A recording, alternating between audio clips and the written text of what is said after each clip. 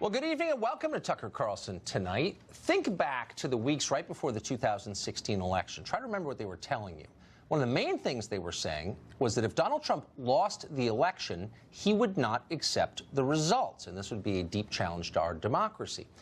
Well, it turns out, like a lot of what they tell you, this was pure projection, because ever since that November, more than 2 years ago, they've been working not just to ignore the results, but also to destroy anybody associated with those results. Exhibit A is fallen National Security Advisor Mike Flynn. He really has become the archetype for all of this. Newly filed court documents confirm it. Documents from the Mueller investigation show just how far the FBI went to destroy Flynn's life. Trace Gallagher joins us with details on that. Trace? Tucker, when General Michael Flynn's legal team filed court documents saying the FBI discouraged him from bringing a lawyer to the interview and never advised Flynn that his false statements in that setting could constitute a crime, District Judge Emmett Sullivan ordered prosecutors to hand over the government's files related to Flynn's questioning. And those documents appear to confirm some of Flynn's claims. For example, 2 FBI agents, including former anti-Trump agent Peter Strzok, quote, both had the impression at the time that Flynn was not lying or did not think he was lying, and that warning Michael Flynn, quote, might adversely affect the rapport. And former FBI Director James Comey acknowledged that during the George W. Bush or Obama administrations, he would never have gotten away with sending 2 agents to the White House. Listen. In both of those administrations, there was process, and so if the FBI wanted to send agents into the White House itself to interview a senior official, you would work through the White House counsel, and there'd be discussions and approvals and who would be there. And I thought it's early enough, let's just send a couple guys over. President Trump says the feds tricked Flynn into cooperating, but Robert Mueller says, quoting, nothing about the way the interview was arranged or conducted caused the defendant to make false statements to the FBI. You'll recall it was last December. Michael Flynn pled guilty to lying to the FBI. Tucker. Trace Gallagher for us tonight. Thank you, Trace. So here's the quiz.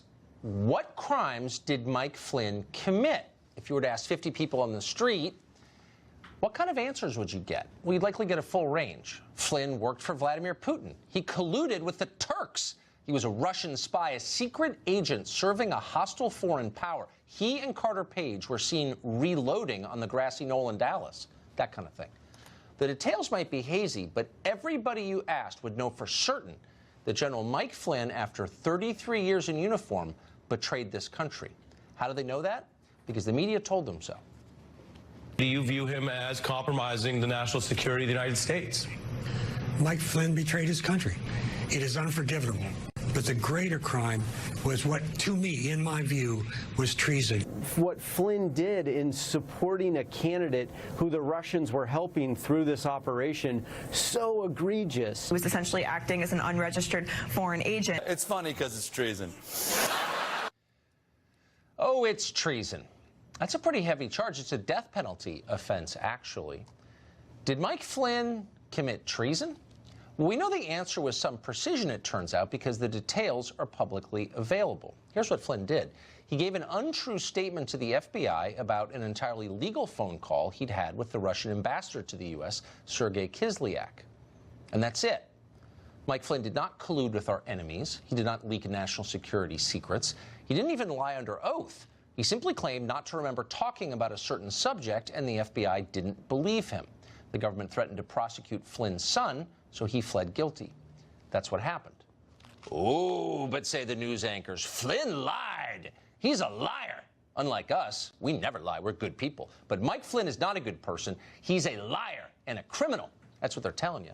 And it's partly true. Flynn did give inaccurate statements to FBI agents. He's admitted that. Even though he wasn't under oath, that is a crime. Okay. But what's interesting about all of this is that the FBI also lied to Mike Flynn. And yet somehow that's not a crime. So to restate, and you should definitely remember this, get a pen, it is okay for the government to lie to you. They do it all the time, constantly, in fact. But if the government ever catches you in a factual contradiction, you are shafted. They can send you to prison, bankrupt you, threaten your children. That's the system that we have. America's news anchors think it's great.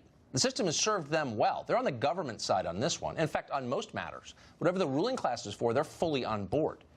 Here, for example, is behavior that the news anchors consider totally fine. That would be in stark contrast to Mike Flynn's dastardly lying. So here's what we know.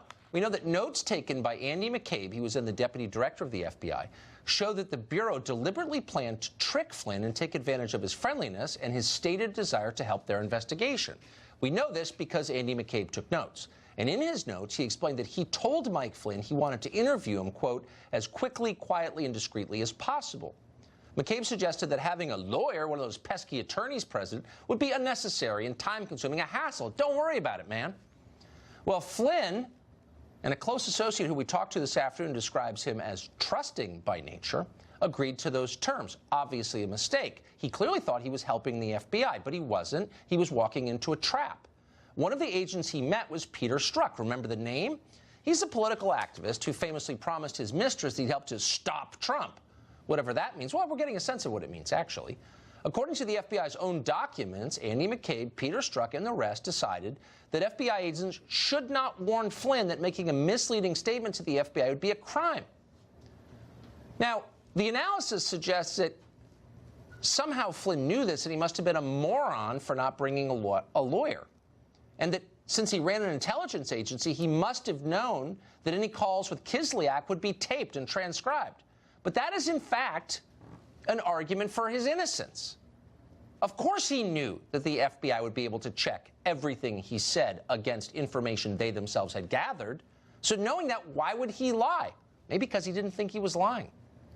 As law professor Jonathan Turley put it yesterday, Flynn's downfall appears to have been engineered from day one. The feds chose their man and then picked the crime to pin on him.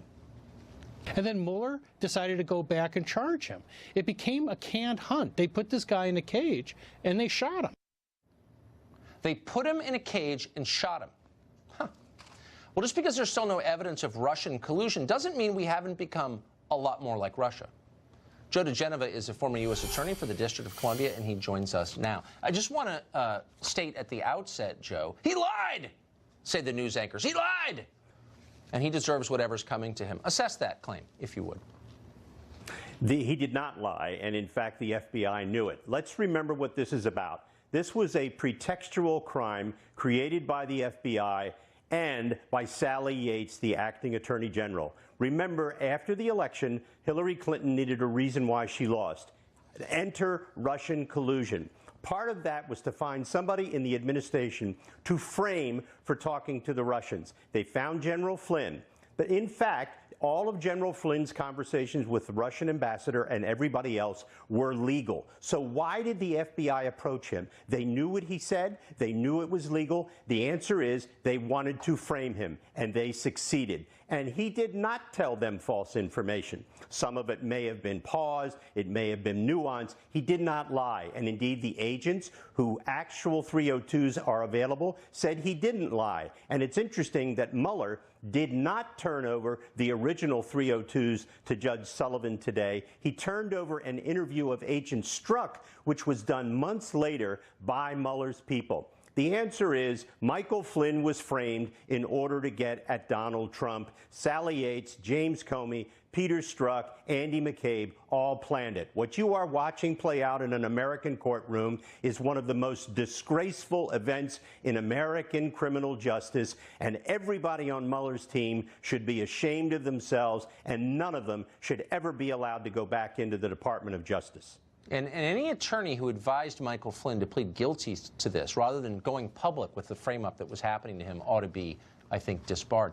Let me ask you, though, what do you make of the reaction to it? I think a lot of people watching, even this channel, pretty well-informed news consumers, are surprised to learn that the crime here, the only crime here, arises from that interview, the lawyerless interview in the White House. That Mike Flynn was never charged with colluding with anybody, including the Turks. You've heard all the speculation around how he's working for Erdogan. He was never charged with any of that, and yet he's totally been destroyed as a man. His family's been crushed. They're bankrupt. They had to sell their house on the basis of that one crime. Why doesn't anybody on any other network say, wait a second, could that be slightly disproportionate? Well, Tucker, the people on the other networks and the people at the FBI at that time in the Department of Justice wanted one thing. They wanted to find a way to destroy Donald Trump because he wasn't supposed to be elected. But he beat them. And once they were beaten, they got angry. And then they got vindictive. And then they got vindictive by using the criminal justice system, weaponizing it. And John Brennan at the CIA and James Clapper followed through on their promised threat to figure out a way to get the people that they didn't want elected in order to make up for the fact that Hillary Clinton, had lost.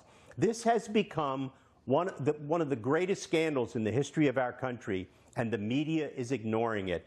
And it is truly important that what you are doing by focusing on these stories continue to be done until there's a new attorney general and there can be a grand jury to find out who was it that leaked the conversation of Michael Flynn with the Russian ambassador. That was a crime. The leak to David Ignatius of the Washington Post exposing General Flynn's conversation with the Russian ambassador was a crime. And the question tonight is, why isn't that crime being investigated? Because everyone in Washington is deeply invested in our failed foreign policy, and anybody who suggests changing the foreign policy that they're deeply invested in and get rich from gets crushed, as you know.